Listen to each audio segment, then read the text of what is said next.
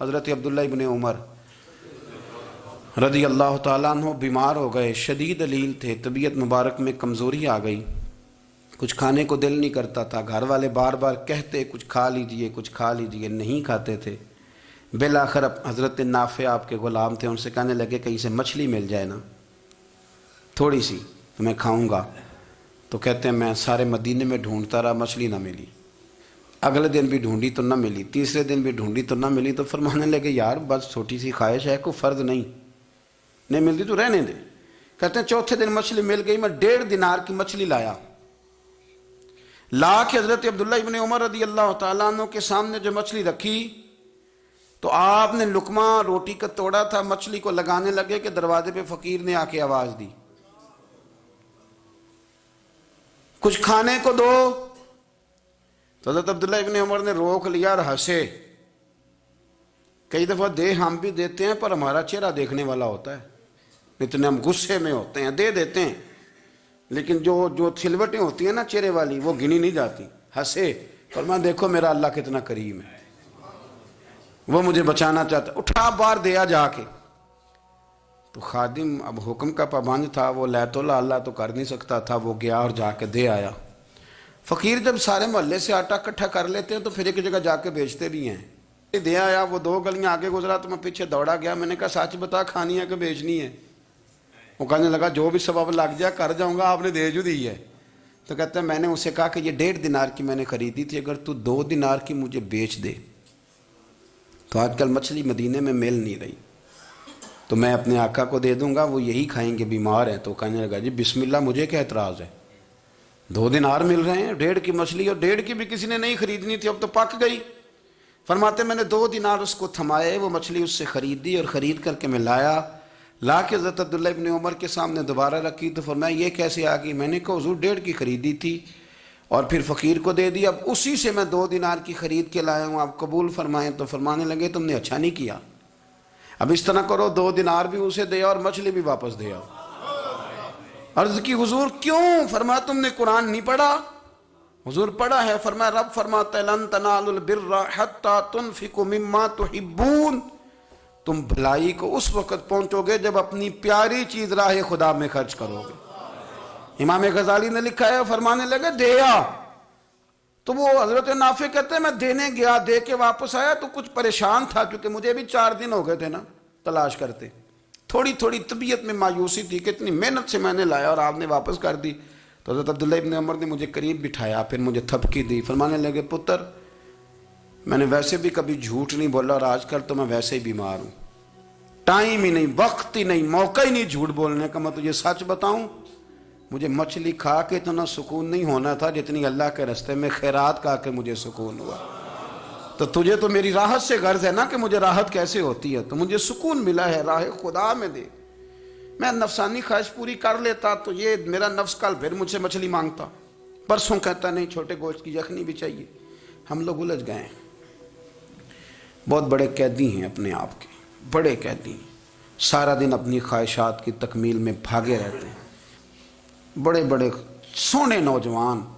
میں ان پہ تنقید نہیں کرتا، مجھے ان پہ ترس آتا ہے، جب میں رات کے اندھیروں میں انہیں ٹیلی فون لے کے چوکوں میں کھڑے دیکھتا ہوں تو مجھے رحم آتا ہے۔ میں کہتا ہوں دیکھو نفس کی خواہش کے پیچھے یہ کیا مثلاً آخر کیا ہے اس میں، ایک عورت کے پیچھے تباہ کر لیا اپنے آپ کو، یعنی زیادہ سے یہ کوئی مقصود ہے، یہ کوئی مقصد حیات ہے جس کو مقصد بنا لیا ہے؟ میرے عزیز بات کو سمجھ لیں، اتنا خوبصورت آدمی ہے اور اتنا اس کا اونچا قد کاٹ ہے، اور کیا کس کے پیچھے یہ بھاگا ہوا ہے؟ بڑا سمجھدار، دانشور، عقل مند آدمی، ذی روح بندہ، لیکن اس کا سٹیٹس آپ یہ ملاحظہ کریں کہ وہ 20-40 ہزار کی خاطر جھوٹ بولتا ہے، دھوکہ دیتا ہے، فریب اور فراڈ کرتا ہے۔ ہم اپنی نفسانی خواہشات کے پیچھے اس طرح بھاگتے ہیں کہ ہم اصل سے رہ جاتے ہیں۔ میری باتوں کی سمجھ آ رہی ہے آپ حضرات؟ تھوڑا تھوڑا کر کے ایک ایک کر کے ان کی باتیں کم مانیں۔ وہ ضروری تو نہیں نا کہ سویرے ناشتہ بازار سے اپنی مرضی کا تگڑا کیا ہے، بازار سے لا کے پوڑیاں چنے بہترین کھائے، اور پوڑیاں چنے ابھی کھائے نہیں، شاپر میں ڈالے ہوئے ہیں، اور وہ لے کے ابھی آ رہا ہے تو ساتھ ہی رستے سے گوشت بھی چھوٹا اچھا لگا تو 2 کلو وہ بھی لے آئے کہ پوڑیاں چنے کھاؤں گا اور دوپہر کے لیے گوشت پکاؤں گا. وہ پہلے یہ تو کھا لے صاحب, اس سے تو نجات پا لے. یہ پتہ نہیں ہضم ہوتا ہے کہ کچھ اور کرتا ہے تیرے ساتھ, لیکن وہ گوشت بھی ساتھ لے آیا. یعنی ٹیبل پہ, ناشتے کے ٹیبل پر بیٹھ کے فیصلہ ہو رہا ہوتا ہے کہ ہم نے کیا کھانا ہے, ہم نے کدھر جانا ہے. سنگیو یاد رکھو, باتوں کو سمجھو اور غور کرو. یہ تھوڑا تھوڑا کر کے جب ہم چھٹکارا حاصل کرنے کی کوشش کریں گے نا, چھٹکارا حاصل کرنے کی, کہیں جگہ سے, کسی جگہ سے اگر آپ کو تنبیہ ہوتی ہے نا, تنبیہ, اس میں بھی بڑا مزہ آتا ہے. اس میں بڑا, ہمارے ایک بزرگ تھے, تو ایک دن نا میں گیا تو کہنے لگے الحمدللہ آج میں بڑے سکون میں ہوں. میں نے کہا جی وہ کیا ہوا؟ کہنے لگے میں اپنے آپ کو بڑا پیر صاحب سمجھنے لگ گیا تھا. تو ایک وابڈا کے کسی آدمی سے کام تھا, تو میرے ایک دوست نے مجھے کہا کہ پیر صاحب اس کو ٹیلی فون کر دیں, سنا ہے آپ کا عقیدت مند ہے. میں نے اس بندے کو ٹیلی فون کیا تو کہتا ہے پیر صاحب میں عزت آپ کی بڑی کرتا ہوں پر یہ کام نہیں ہو سکتا. کہتے ہیں جب اس نے مجھے کہا نا تو کچھ بھی نہیں, تو مجھے بڑا مزہ آیا ہے, ورنہ میرا تو نفس پھول گیا تھا. میں تو سمجھتا تھا کہ جو میں کہتا ہوں ویسے ہی ہو جاتا ہے. کہتے اس نے تھوڑا سا نا مجھے لیول میں کیا ہے, مجھے مزہ آیا. یہ لوگ نا اپنے اوپر بوجھ ڈالتے تھے, یہ تھوڑا تھوڑا پیچھے ہٹتے تھے, یہ سمجھتے تھے کہ اس طرح تو ہماری تکمیل رہ جائے گی. صبح سے شام تک اگر اسی نفس کی باتیں مانتے جائیں گے تو خرابی کرے گا. دولت کا نشہ ہے بھائی, دولت کٹھی کرنے والا کسی جگہ سیر نہیں ہوتا. حسن کا نشہ ہے, حسن کا نشہ ہے. حضرت ابو بکر شبلی رحمۃ اللہ علیہ فرمایا کرتے تھے جو تیری بیٹی کو خوبصورت سمجھ کے اس کے ساتھ نکاح کرنا چاہے اسے بیٹی نہ دینا. حضرت جی کیوں؟ فرمایا حسن تو تھوڑے دن کے بعد ختم ہو جائے گا, پھر وہ اس کی قدر نہیں کرے گا, وہ تو کہیں اور منہ مارتا پھرے گا. حضرت ابو بکر شبلی رحمۃ اللہ تعالیٰ علیہ کی بیٹی خوبصورت تھی. ایک نوجوان کہنے لگا میرا نکاح کر دیں. آپ فرمانے لگے پتر تو 1 مہینے کے بعد آنا, کر دوں گا. بڑی موٹی تازی خوبصورت صاحبزادی. تو حضرت نے اسے دوائی کھلائی, اسے پخانے لگ گئے. جو پخانہ کرتی ایک مٹکے میں سنبھال دیتے. تھوڑا وقت گزرا تو وہ ہڈیوں کا پنجر بن گئی. مہینے بھر میں دست اتنے آئے کہ کمزور ہو گئی. تو ابو بکر شبلی 1 مہینے کے بعد نوجوان کو بلایا, فرمایا ادھر آ تیرا نکاح کروں. بچی دکھائی تو وہ کمزور بستر پہ پڑی. فرمایا شادی کر. کہنے لگا اس سے نہیں میں نے کرنی. فرمایا یہ وہی ہے؟ کہنے لگا جی نہیں. فرمایا تو کہتا تھا مجھے عشق ہے, کدھر گیا تیرا عشق؟ کہنے لگا حضرت صاحب آپ کیسی بات کر رہے ہیں؟ فرمایا ادھر آ. پھر وہ مٹکا جس میں گند رکھا تھا وہاں لے گئے. فرمانے لگے تیرا اس کے ساتھ عشق تھا, یہ ہے تیرا عشق. فرمایا اسے تو میں 4 دن روٹی کھلاؤں گا پھر تندرست ہو جائے گی, لیکن میں دیکھنا چاہتا تھا کہ تو میری بیٹی سے پیار کرتا ہے یا اس کے چہرے پہ آنے والی کچھ وقت کے لیے سرخی سے پیار کرتا ہے, اس لالی سے پیار کرتا ہے جو جوانی کے وقت بچوں اور بچیوں پہ آتی ہے. کس چیز کے دل دادا؟ یعنی کیا مطلب؟ نفس کی غلامی, سراسر غلامی. اور پلٹ پلٹ کے اور بڑے بڑے سیانے بندے چھوٹی سی خواہش کے لیے. بڑا سمجھدار آدمی, بڑا سیانا بندہ.